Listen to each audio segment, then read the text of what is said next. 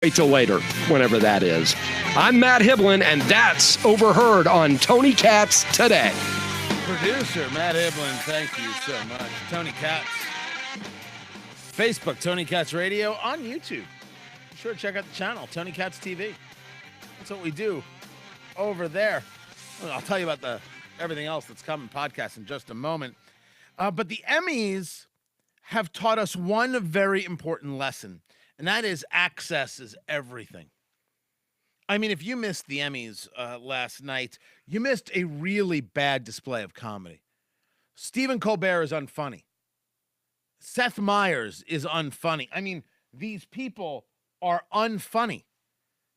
The opening monologue from Stephen Colbert was predictable, was second rate, was based solely on one theme without any new entry into satire or sarcasm. There was nothing to offer here. We get it. You hate Trump.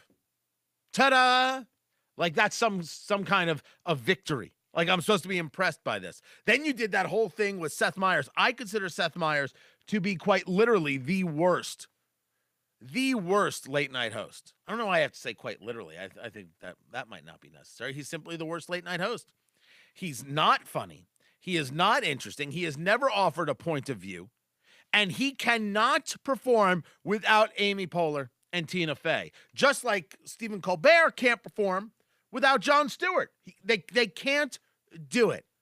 Without their crutches, without their props, without their puppet masters, they really have nothing to offer, which is too bad because late night television needs good, bright people developing not only comedy and really knowing how to skewer the powers that be. It needs to be able to do that. You need to be able to poke fun at these people, but you need to do it in a way that is new and inventive and maybe set a whole new conversation into the country. Neither one of these guys can do it, and the Emmys proved it. The ratings, by the way, are low. This from Deadline Hollywood. Emmy Awards ratings hit low on Trump bashing night, and Sunday Night Football also went down a little bit. Yeah, because it was all about the Trump bashing. But there's an important conversation that comes from this. And let me take it from the other side. Let me take it from the place that you might not be expecting. It comes from the idea of access. One of the conversations that you hear in Hollywood when Donald Glover wins the directing award, and he won the award for Best Actor in a Comedy, and he also went after Trump. It was a foolish thing to do. He went after Trump, and it didn't even make any sense. Because listen, so Donald Glover, he was on the show Community, is where he comes from. Community was a great show. And let me give this to you. And he wins for his show Atlanta. I guess he created it, and he's directing. He was the first black man to win a directing award at the Emmys. Okay, you could say so. That I don't have any issue with that. And then he wins for Best Actor, and this is what he says. Quote, it's from him. I want to thank Trump for making black people number one on the most oppressed list. He's the reason I'm probably up here. And we have to unpack the living daylights out of that. First of all, you're not oppressed. You just won 2 Emmys. And secondly, are you saying that you're on stage because of Trump and not your own merit and your own skill? Are you on stage simply because people wanted to make sure they voted for someone who was black and checked the box instead of worrying about whether the content was good? Oh my goodness. Do you really think that little of yourself? Me, I was very impressed with you. You were the guy from Community, and you played a dopey character on Community, and you did it brilliantly, by the way, Donald. I didn't know you had this in you. I say good on you, right until you do that, in which I say, you're just one of those. You're just one of those. But let me put that politics aside for a second and get into, I think, a worthy conversation that gets had in these conversations about seeing more black faces on TV. You have heard people say, I've heard, for example, Leslie Jones from Saturday Night Live said this, and I think Leslie Jones is funny. And the political, I try not to be bothered with. She was on The View once, and she said that the first time she saw Whoopi Goldberg on television, she screamed at her mother, wow, somebody who looks like me. And I think that there is something very real about that we shouldn't just dismiss. I don't think that rationally it should be dismissed. There is something to be said for wanting to see people on television that look like you and wanting to see situations on television, this mirror supposedly of America, that represent your reality. Right? So when we talk about access, I believe that that is actually rather true. Now, overall, it has to be good content and it has to be funny or if it's a comedy, or it has to be, worthwhile if it's a drama. If it's not, then the skin color is irrelevant. You can't just throw something together and say it's a group of black people, or it's this mix of people, or it's this biracial couple, or it's this interfaith marriage. That doesn't matter if it doesn't move the story along. The story matters. That comes first. In conservative circles, we often talk about, we need a conservative movie. We need the conservative Jon Stewart. I have been told that I need to be the conservative Jon Stewart. The hell I do. I need to be Tony Katz. This is what I have to do. Kevin McKeever, out of Los Angeles, the best line ever, and this is true for conservatives, and they should take this to the bank. If you tell me, because he was in LA and he worked with filmmakers, worked with a whole bunch of people, did Kevin, and Kevin said, if you tell me you've got the next great conservative movie, what you're telling me is your movie sucks. This is the truest words ever spoken. It's the truth. A movie isn't good because it's conservative. A movie's good because it has a good story. A movie's good because it's compelling.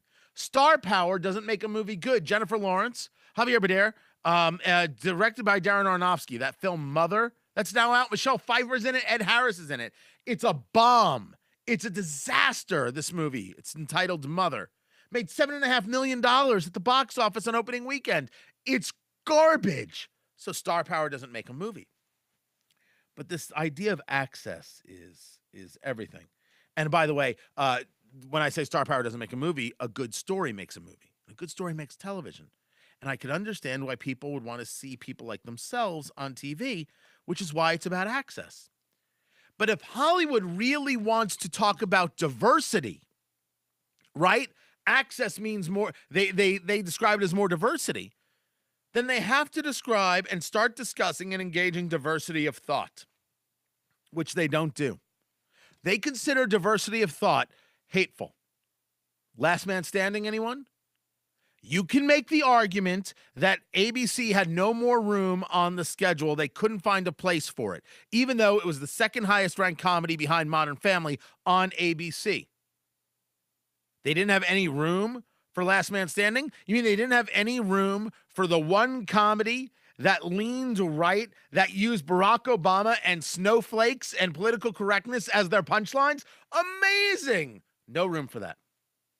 No room for that kind of talk, because there will be no diversity of thought. They are preventing the access from people who don't think like them, whether they be conservatives or libertarians or independents or moderates or what have you. So the lesson from the Emmys is access. That it's not about, people, they'll shun I don't watch that. So I don't watch the Emmys. Well, that's culture, and you're getting shut out of the culture war and getting your ass kicked. How much fun is that? Well, Trump's president, that's today. And you know what Trump did to win the presidency? He beat them at the culture war. I'm sorry, are we not learning our lessons? Are we not learning the important lessons here? He beat them at the culture war. That's everything. So you have to push for access. And we need many more content creators.